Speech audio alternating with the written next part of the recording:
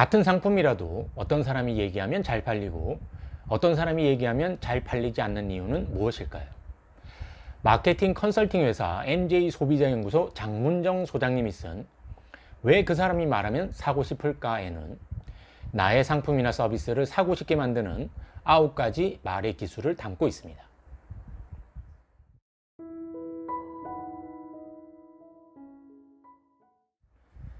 그림에 나오는 신문지가 몇 킬로그램 정도 될까요? 1kg입니다. 요즘 폐신문지 1kg을 모아 팔면 얼마나 받을까요? 2011년 이후로 폐지 가격이 급락하면서 최근 시세로 계산하면 80원 정도 받습니다. 800원이 아니라 제 손에 있는 80원입니다.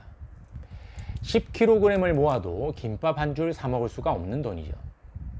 한국노인인력개발원이 보건복지부에 제출한 폐지 수집 노인 실태에 관한 기초연구를 보면 2017년 주민등록 인구 기준으로 만 65세 이상 노인 약 6만 6천 명이 폐지를 주어 생활하고 있는 것으로 조사되었습니다.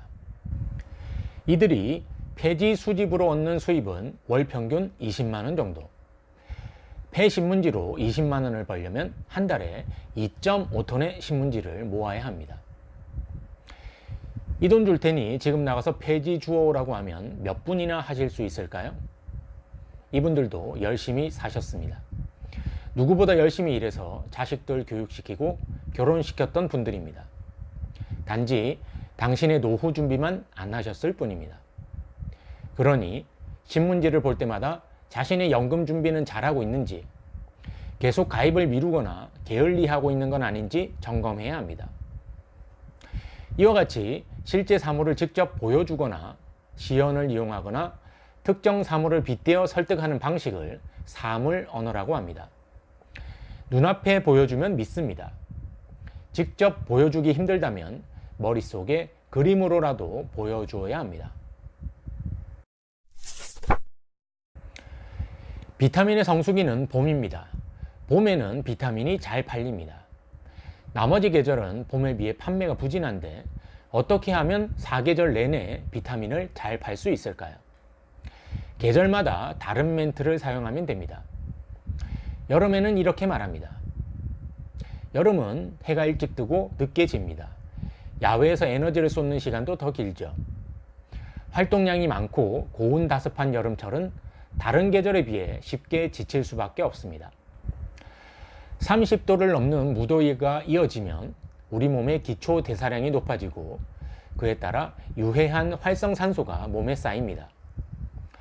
활성산소는 피로의 원인이 될 뿐만 아니라 노화, 성인병, 암의 원인이 되기도 하기 때문에 충분한 비타민 섭취로 제거해 주어야 합니다. 가을에는 이렇게 말합니다. 가을은 식욕의 계절이라 잘 먹으니까 비타민을 간과하기 좋은 시기입니다. 비타민은 열을 가하면 쉽게 파괴됩니다. 국, 찌개, 밥, 나물, 생선, 육류 등 대부분의 요리는 가열해서 먹기 때문에 음식에 있던 비타민이 남아있기는 힘듭니다. 가을은 여름 내내 에너지를 소진하고 지친 몸으로 하루가 다르게 떨어지는 기온에 맞서야 하는 계절입니다. 비타민으로 가을을 지켜내야 합니다. 겨울에는 이렇게 말합니다. 겨울은 몸이 가장 약할 때입니다. 면역력이 가장 저하되어 있는 시기라 병원을 가장 많이 이용하는 계절이기도 하죠. 신선한 과일이나 야채 섭취가 충분하지 못해 비타민 섭취가 상대적으로 가장 적지요. 일조량도 적기 때문에 햇빛을 쬐어야 몸 안에서 생성되는 비타민 D도 부족할 수밖에요. 우울한 기분도 개선하고 약해진 뼈도 튼튼하게 하려면 겨울철에도 충분한 비타민 섭취가 필수적입니다. 이와 같이 계절이나 시기에 맞는 표현을 사용하는 방식을 시즌 언어라고 합니다. 계절과 연결하면 기본은 합니다. 계절과 딱히 연관이 없어 보이는 상품이나 서비스도 무조건 계절과 엮어서 이야기하면 훨씬 효과적입니다.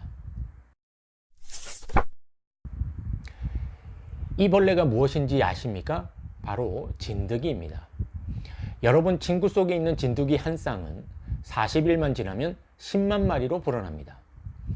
침대 시트와 이불에는 평균 150만 마리의 진드기가 서식하는데 이들이 밤새 당신의 온몸을 기어다니면서 각질을 파먹고 잠자는 동안 눈 속과 콧구멍 속을 들락거리게 됩니다.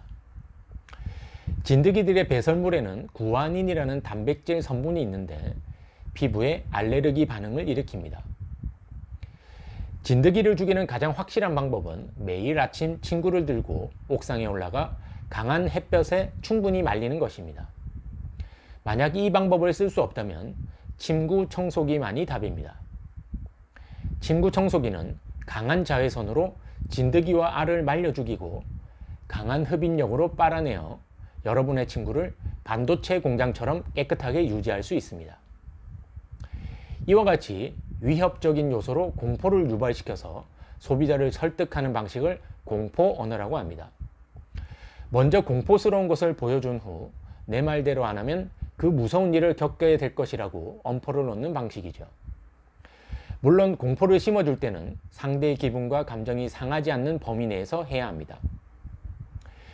이들 세 가지 언어 외에도 고객의 니즈를 간파하는 타깃 언어, 제품이 잘 팔리는 공간을 잘 활용하는 공간 언어, 경쟁 대상과 비교하는 저울 언어, 혼자 돋보이게 만드는 비난 언어, 예측과 제압을 위한 선수 언어, 정확한 숫자로 승부하는 통계 언어 등을 잘 사용해야 고객의 마음을 사로잡을 수 있습니다.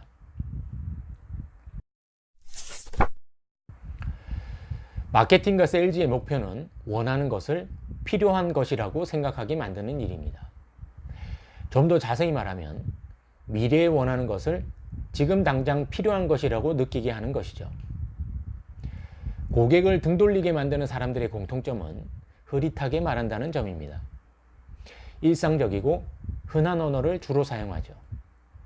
반대로 고객을 끌어당기는 사람들의 공통점은 또렷하게 말한다는 점입니다. 사물 언어, 공포 언어, 시즌 언어와 같은 또렷한 언어를 사용하면 상대방의 지갑을 열 수 있습니다.